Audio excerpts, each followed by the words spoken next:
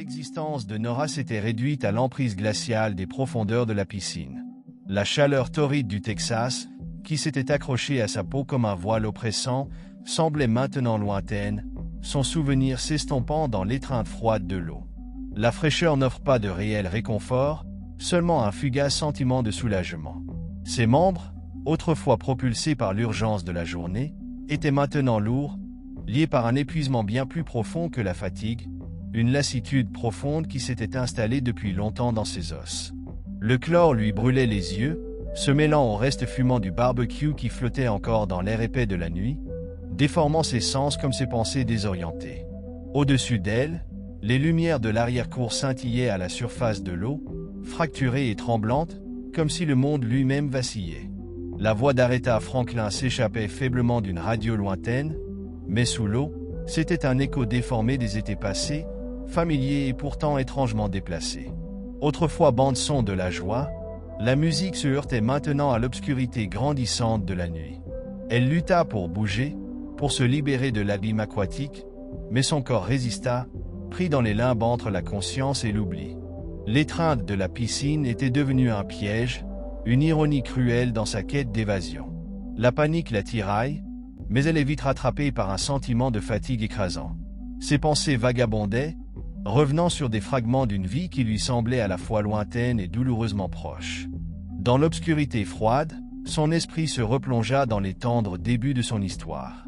Elle était née dans la pièce sombre de la maison d'une sage-femme dans un petit village allemand, l'air étant chargé d'un parfum de terre humide et d'herbe.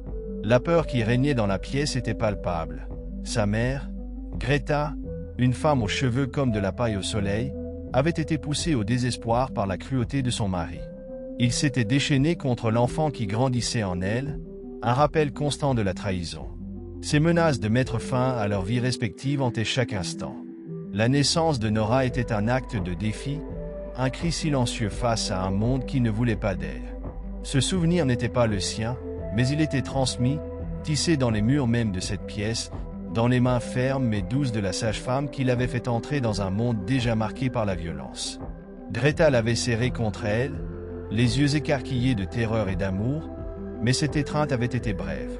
La sage-femme l'avait emportée, comprenant le danger qui se cachait juste derrière la porte, la colère qui ne pouvait être contenue.